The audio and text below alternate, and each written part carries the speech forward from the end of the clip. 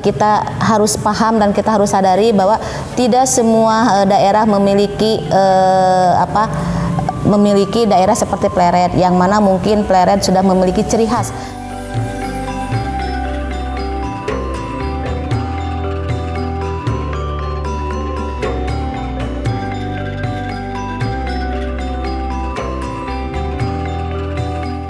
Kalau dalam filosofi kita hidup dari tanah akan kembali ke tanah, kan? Nah itulah, itu Anjun sebetulnya, ya. Maka itu Abah selalu berharap dan selalu mendorong kepada generasi-generasi penerus dari kelahiran tahun 2000 ke sini itu emang kelihatan sudah agak lemah.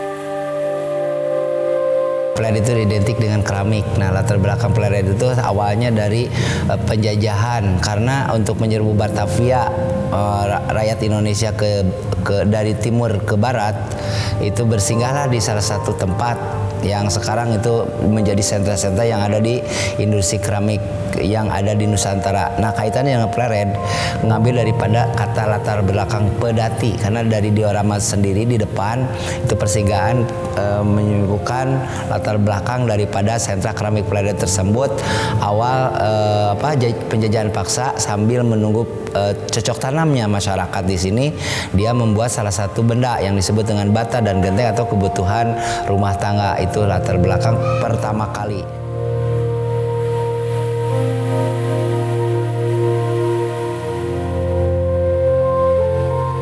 Karena Pleret punya nama yang disebut dengan Anjun. Anjun itu adalah kawasan tempat. Dan Panganjun. Panganjun itu profesi.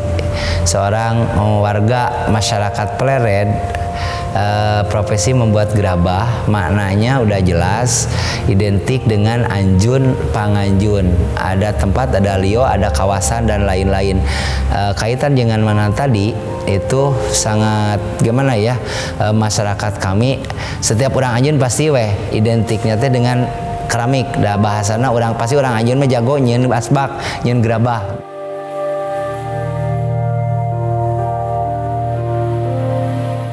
Sumber mata pencaharian masyarakat Pleret 100% mengandalkan dari keramik atau kerajinan. Bukan hanya tapi bukan 100, 80 lah. 80% masyarakat Pleret mayoritas penghasil gerabah atau keramik, selain daripada petani, pedagang, dan pegawai.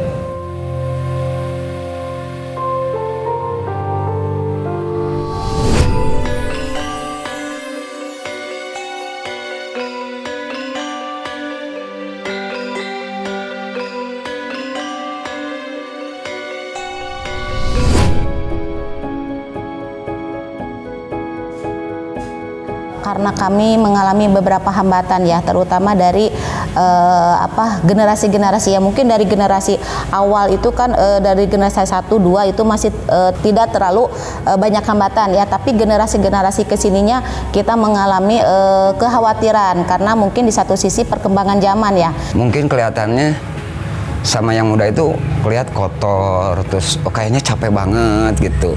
Mungkin dari situ kan kalau misalkan kerja ke pabrik atau kemana, kerja ke pabrik misalkan yang muda 1 bulan gaji udah bisa ambil motor. Udah gitu kan, terus ke kantor-kantor kan bersih gitu. Mungkin seperti itu gitu, menyingkapi anak muda untuk ke keramik gerabah itu.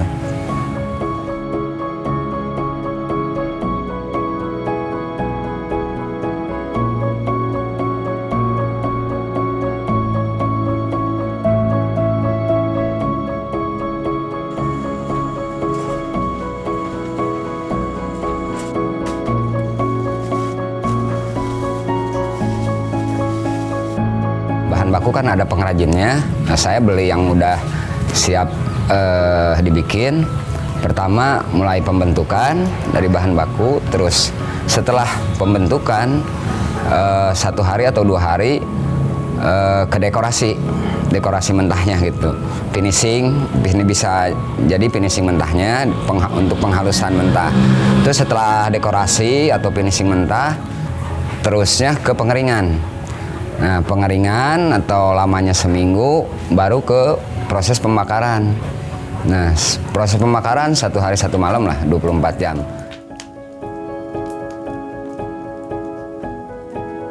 Nah, setelah itu keluar dari tungku, baru untuk finishing cat. Mau warna seperti apa gitu kan. Nah, sampai siap jual. Nah, terakhirnya ya packaging gitu, seperti itu.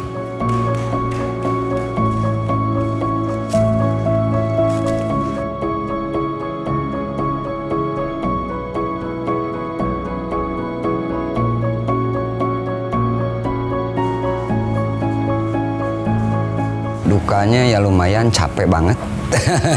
Capek banget, harus telaten, harus tekun gitu. Sukanya ya ketika alhamdulillah dipercaya, ada order banyak gitu. Terus harganya ya menguntungkan lah gitu. Ketika kita masih punya inovasi dan ide-ide yang bagus untuk di pasar gitu, masih luas sih untuk pasar keramik gerabah kalau menurut saya gitu.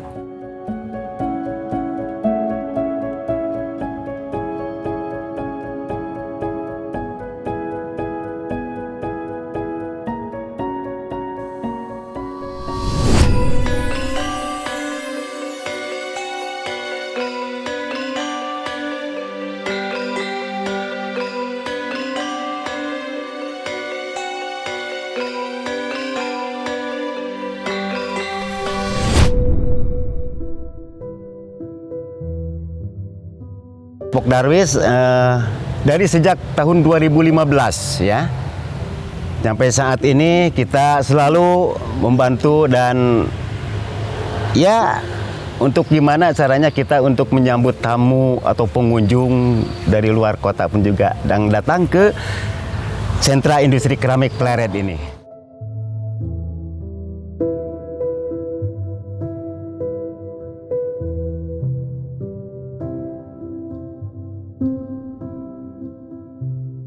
Warga masyarakat di sini itu karena udah keseharian bergelut dengan keramik atau gerabah di sini itu, maka generasi penerus ini harus selalu punya keinginan. Abah sendiri selalu mendorong lah, selalu mengajak. Yuk kita harus ada kemauan.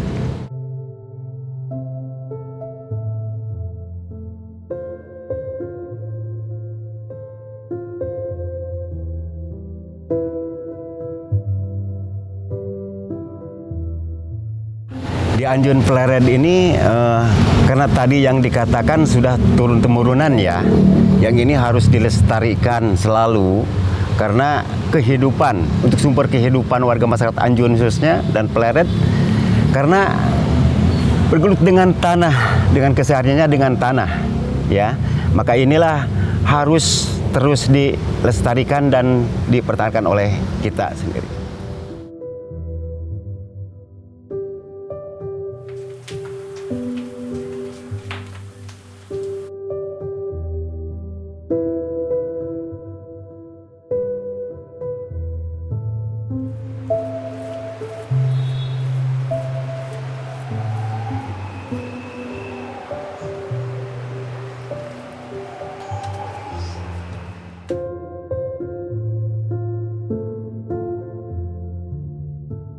Kami sendiri suka mengkhawatirkan 15 atau 20 tahun ke depan takut.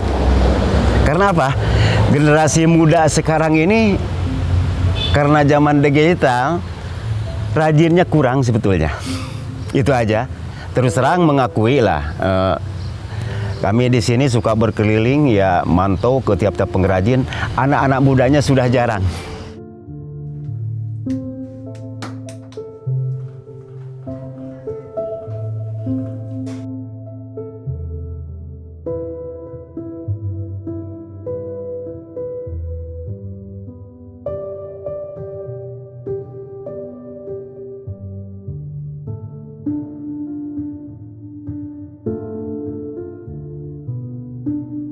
warga masyarakat Anjun atau generasi penerus harus terus punya kemauan ya untuk mengembangkan atau mempertahankan menjadi pelaku usaha di bidang industri keramiknya. Kami sebagai pemerintah daerah ataupun sebagai pembina yang menaungi para pengrajin tentunya harus terus bisa mengembangkan baik itu dari inovasi desainnya sehingga kami tidak lepas dari memberikan pelatihan, pemahaman ataupun manajemen bagaimana cara mengatur ataupun dari proses pembuatannya, manajemen keuangannya, bahkan untuk mengenal dari pasar ya, karena sekarang mungkin kita tahu kalau seandainya mengandalkan offline mungkin itu kita akan ketinggalan. Sekarang udah zamannya online sehingga kita tetap berupaya untuk menyampaikan hal-hal yang mana akan menjadi perkembangan ya untuk meningkatnya atau untuk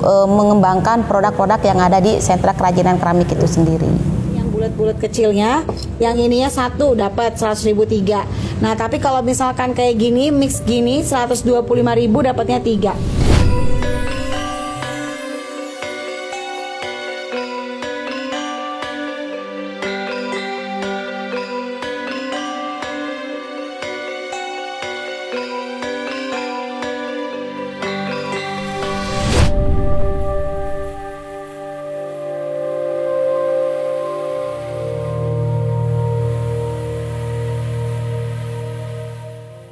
Yang stakeholder tadi seperti peran pemerintahan dengan kebijakannya, pelaku usaha dan konsumennya, kami di sini sebagai budayawan untuk menjaga dan gimana caranya harus kita bahu membahu untuk menjaga pelestarian budaya tradisi di sini.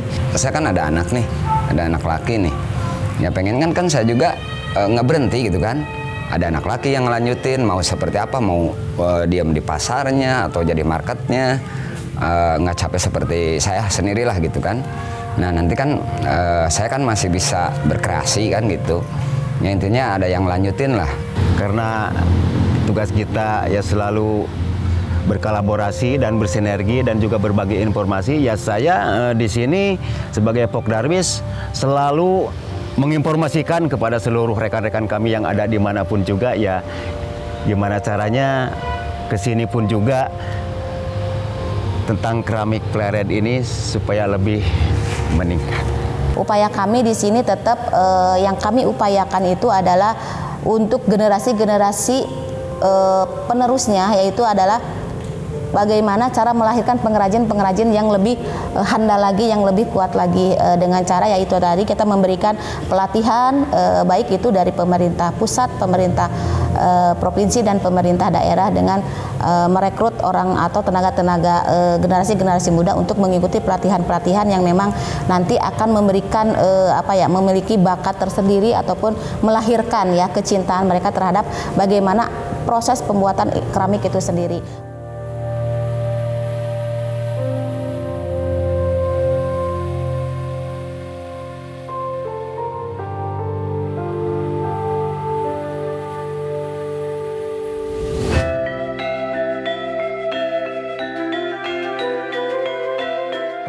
Pleret itu masih ada, jangan ada hoak namanya hungkul.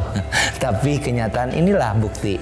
Kami mengharapkan buat para pengunjung di luar Kabupaten Purwakarta terkait dengan budaya, produk dan lain-lain yang ada kekayaan di wilayah Kabupaten Purwakarta khususnya umumnya di Jawa Barat, wabil khusus di sentra industri keramik Pleret.